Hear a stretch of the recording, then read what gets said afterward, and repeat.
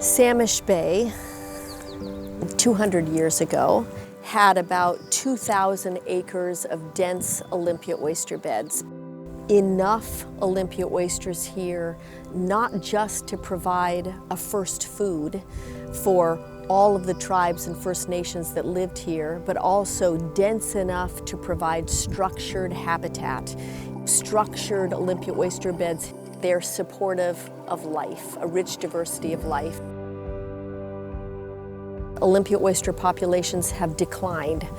Habitat loss, pollution, and then we have overharvest so that they ceased to be self-sustaining.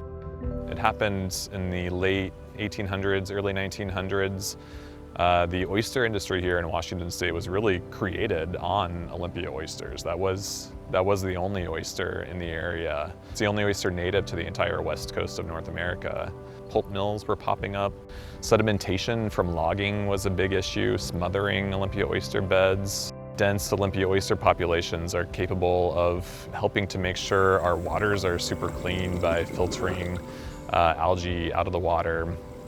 Pacific oysters were introduced in the 1930s, and the commercial industry really shifted their attention almost entirely away from Olympia oysters and to Pacific oysters because they grow faster and are easier to cultivate.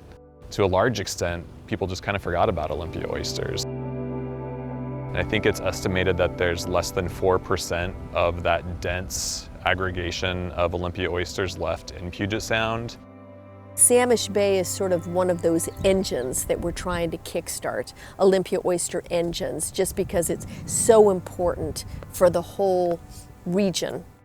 What we're restoring today is the only native oyster from Baja all the way through southeast Alaska. It's a small oyster. It's a thin-shelled oyster, but it is an amazingly resilient oyster. We're here not just to rebuild populations, but also to rebuild harvest areas. Betsy Peabody founded Puget Sound Restoration Fund in the late 90s. Around 10 years ago, we partnered with NOAA to build this shellfish lab, the Kenneth K. Chu Center for Shellfish Research and Restoration. We originally built this facility to work with Olympia oysters primarily, but we've since expanded to include Pinto abalone and bull kelp, and we've worked on a number of other species here as well. Pinto abalone and Olympia oysters have been food for people here for thousands of years. Some Olympia oysters here that are from South Puget Sound. Our technique for growing them is basically trying to trick them into thinking that it's spring, which is their natural reproductive season. Typically we're getting, at least 1 million larvae a day. It took us quite a long time to really figure out how to effectively grow Olympia oysters for restoration projects, and we've learned quite a lot over the years. Particularly this facility, the Chu Center, has been super helpful in allowing us to figure out, the strategies that are effective. So we also do a lot of research here to support restoration and to learn about how climate change and ocean acidification are going to impact our local species and habitats. And here's our abalone nursery. This is where we hold our abalone broodstock and rear out our juvenile abalone. Abalone have a special place in my heart. Pretty charismatic for being little snails. The foot, that's their foot, and then right there's their mouth.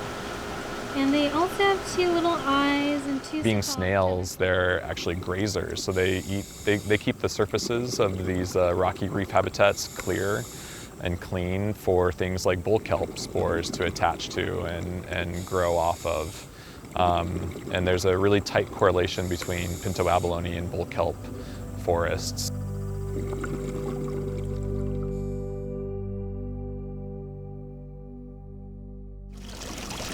It's been determined that without intervention, there would be no Pinto abalone in Washington State in the future. We're really trying to figure out ways to increase their populations in the San Juan Island area in particular. To do that, we've built out a hatchery program here at the Chu Center, and we're outplanting thousands of abalone every year to the San Juan Islands. here are our Olympia Oysters settlement tanks. So this is our product, basically, that we create here in the hatchery.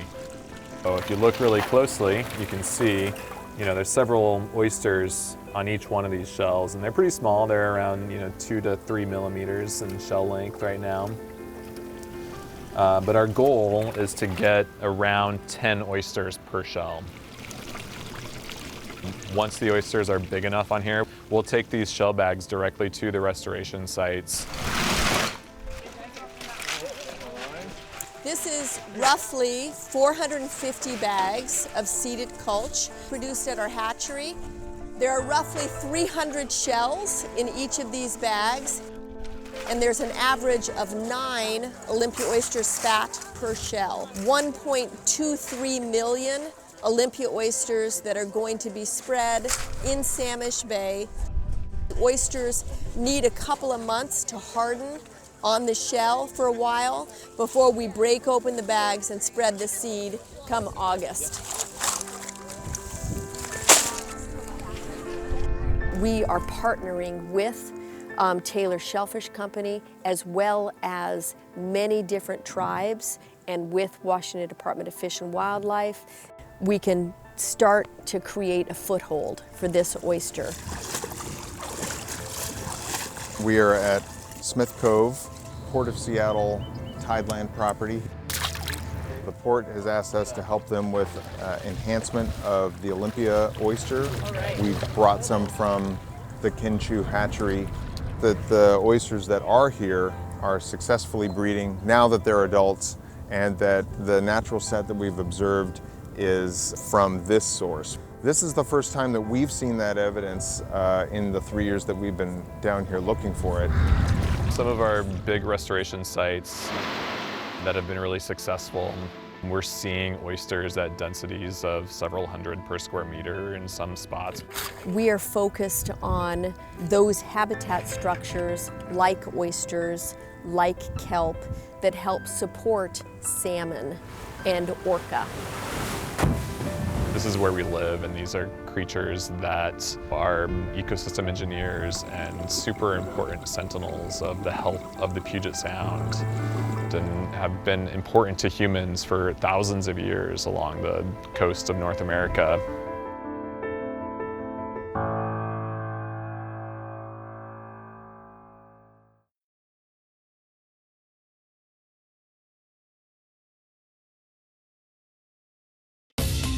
Watch CityStream Tuesday nights at 7 on the Seattle channel, or find us anytime online at seattle.gov.